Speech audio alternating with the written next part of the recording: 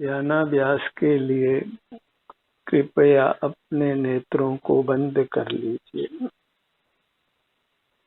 इंद्रिय ज्ञान का निरोध कीजिए। वही एक संसार का हेतु है, नाना दुखों का कारण है। इंद्रिय ज्ञान का प्रतिपक्ष स्व संवेदन है। वही ध्यानाभ्यास है। वही मोक्ष का मार्ग है। संसार से पार होकर परमात्मा होने का मार्ग है। मूर्त की संधि मिटाकर सर्वथा अमूर्त होने का मार्ग है।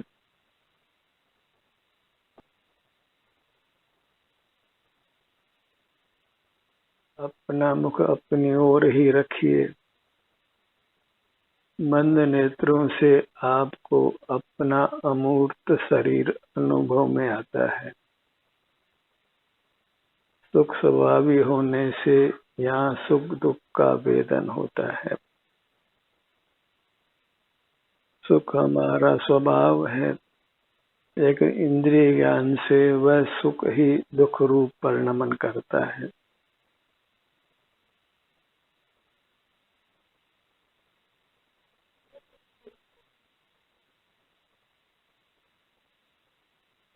जगत में एक एक करके अनंत पदार्थ हैं। सब अपने अपने परिणाम को करते हैं। चेतन का चेतन परिणाम और अचेतन का अचेतन परिणाम। प्रति समय द्रव्य परिणमन करता है और उस परिणमन से परिणाम उत्पन्न होता है।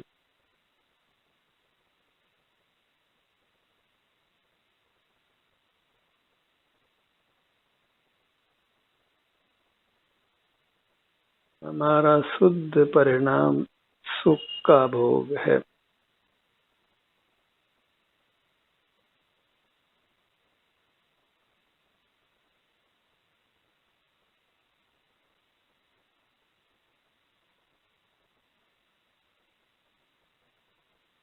और वह सुख अपना मुख अपनी ओर करने से ही मिलता है।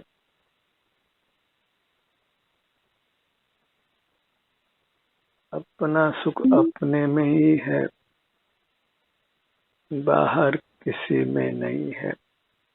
हर पदार्थ का परिणाम उसमें ही होता है।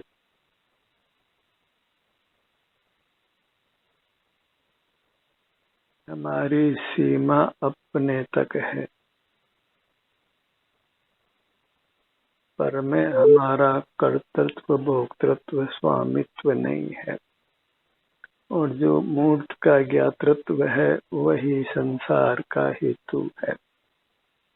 यदि मूर्त पदार्थों के ज्ञातृत्व पर नियंत्रण लगा दिया जाए तो संसार का अंत हो जाता है।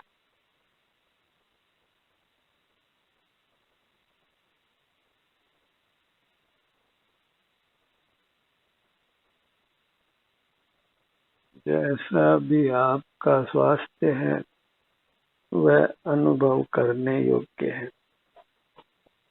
उस अनुभव से ही हम मूर्त कर्मों के बंधन से मुक्त होते हैं। बंधन मुक्ति का ही दूसरा नाम मोक्ष है।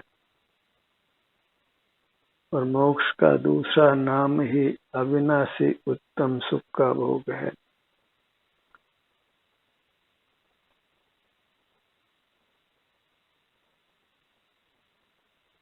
अंतर्मुख ही रहना है।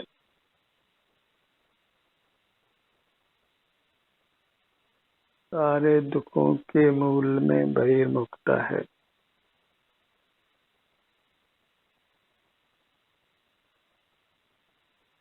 हम अपनी बहिर्मुखता को दोष रूप नहीं जानते और बाह्य पदार्थों को भी दुख का कारण मान लेते हैं और हमारी दृष्टि बाहर ही बनी रहती है। इस कारण संसार ही बना रहता है।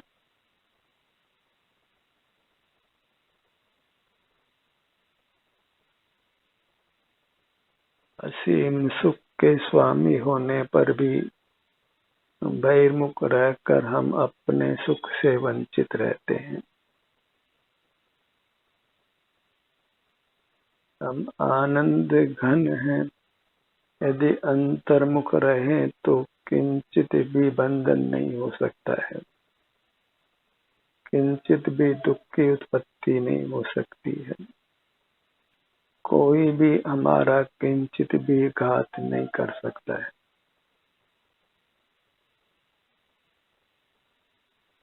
अपने सन्मुख रहकर अपने आनंद घन स्वभाव को प्रकट करिए।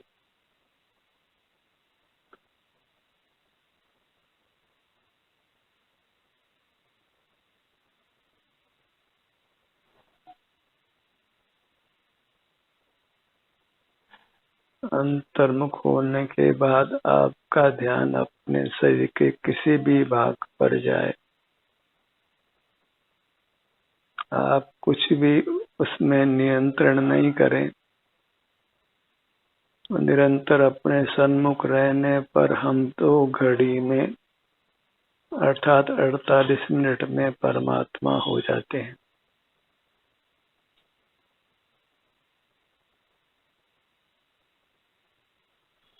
ध्यान का ये फल चमत्कारिक है। लाखों करोड़ों वर्षों से संचित कर्म 48 मिनट में समूलतया नष्ट हो सकता है।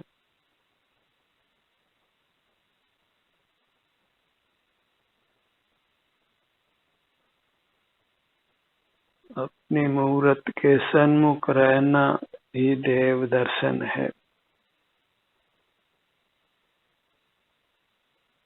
जिसको सतत करना है, कोई बाह्य प्रयोजनों से बहिर्दृष्टि रखना भी पड़े तो उस कार्य के समाप्त होते ही अंतर्मुख हो जाना है।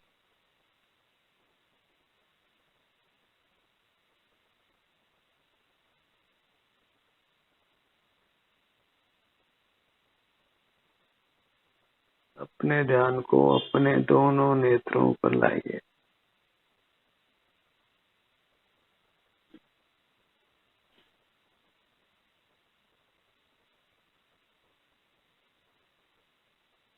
हमें अपने हर भाग का अवभाषण करना है, संवेदन करना है, उससे होने वाली शांति को भोगना है।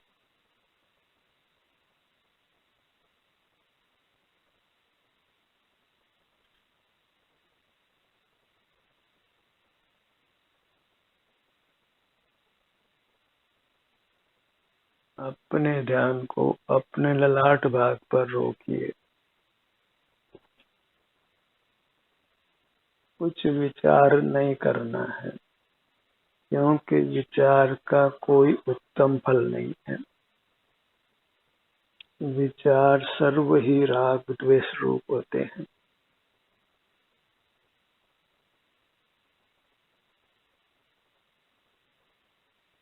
विचार करने मात्र से कुछ हित सिद्धि नहीं है।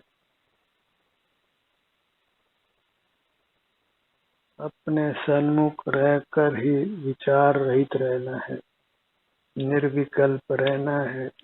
अपने सन्मुख होने से होने वाली शांति को ही सतत भोगना है।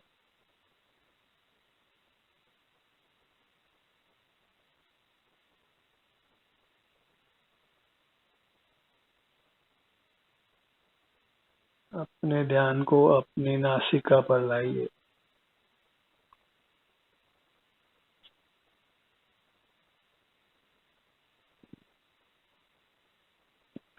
अपने भीतर आकर अर्थात अपने सन्मुख आकर ठहर जाना है।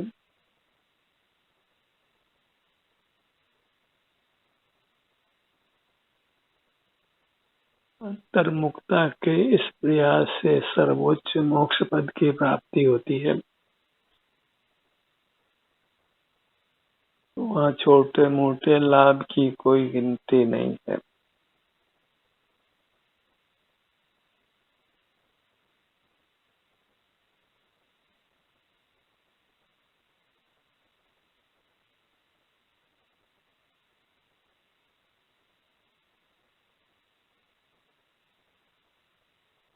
अपने ध्यान को अपने दोनों कानों के भाग पर लाइए।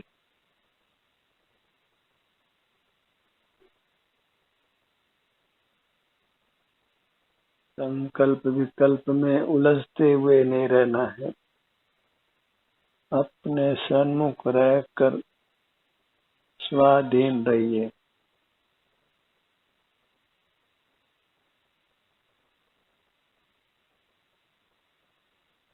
इंद्रिय ज्ञान का त्याग ही वास्तविक त्याग है। उसी से जीव परमात्मा पद को पाता है। पुनः संसार में कभी भी अवतरित नहीं होता।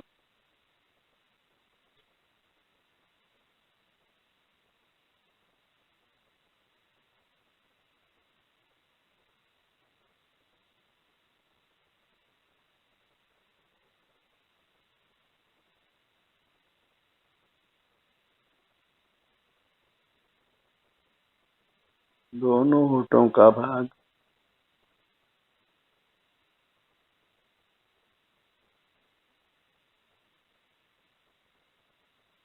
मुख के भीतर दंत पंक्ति, जिह्वा, तालु,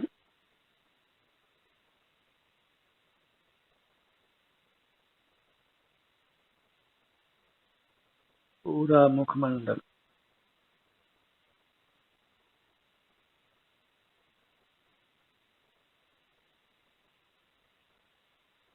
नाना परमाणु मिलकर जो स्थूल रचना होती है, उसी स्थूल रचना से मोहित होकर हम नाना दुख भोगते हैं। वह स्थूल रचना कोई एक वस्तु नहीं है।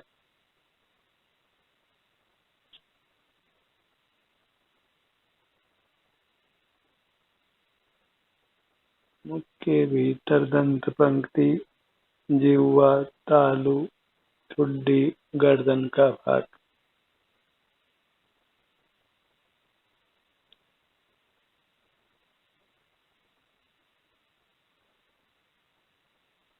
अपने ध्यान को अपने सीने के भाग पर लाइए।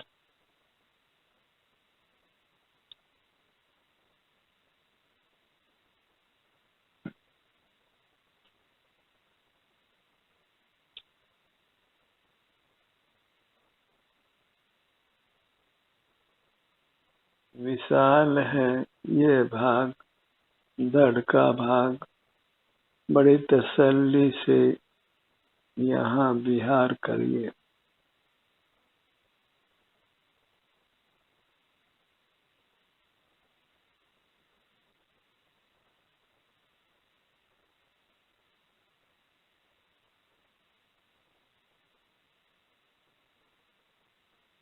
अपने ध्यान को अपने पेट के भाग पर लाइए।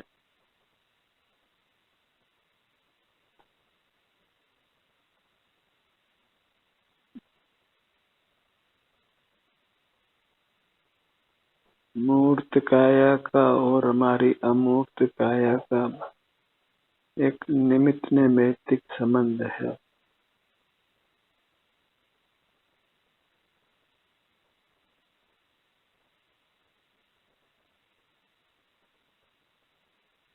पीठ का भाग, दोनों कंधों का भाग,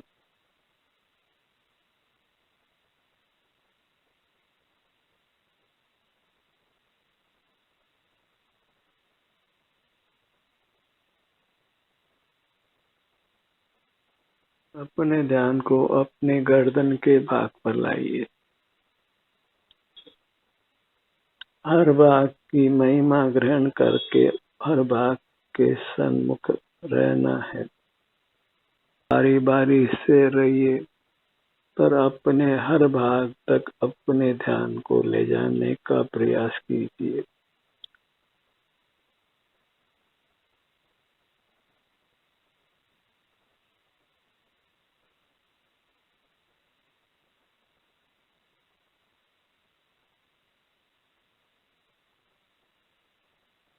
पूरा धड़ भाग,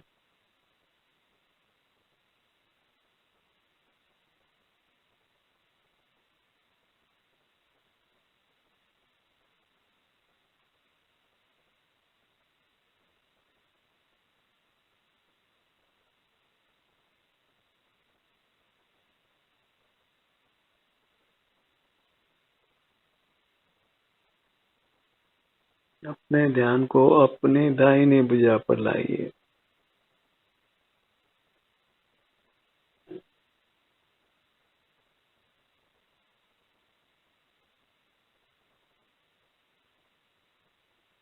दाहिनी भुजा के विभिन्न अंगों को अनुभव में लीजिए।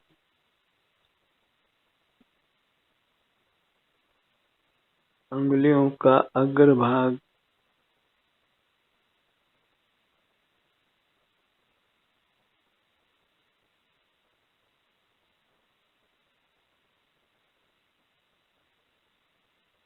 पूरा मुखमंडल,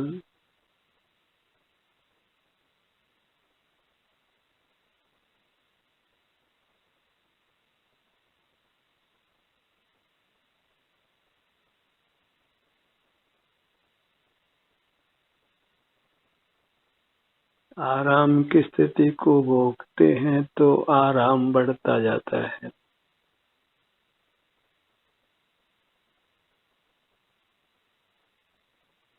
दाहिनी भुजा,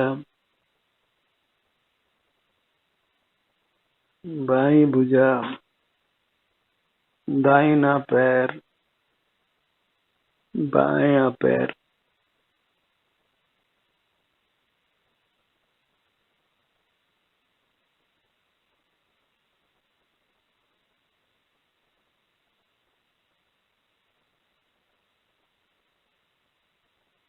अंतर में ही विहार करना है।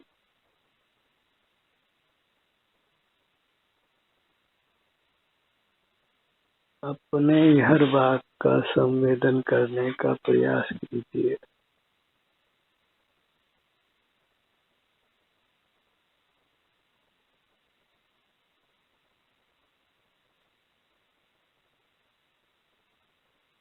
पूरी मुहूर्त को लक्ष्य में लीजिए।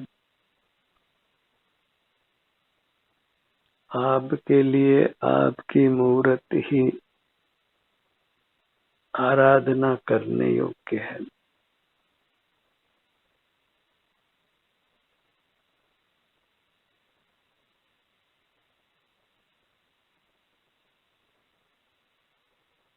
मन ही मन अपनी मुहूर्त को नमन करिए। अपनी मुहूर्त से ही सतत संलग्न रहिए। स्वस्थ रहिए, सुखी रहिए। ध्यान का सत्र यहीं समाप्त होता है। आपकी सहभागिता के लिए धन्यवाद।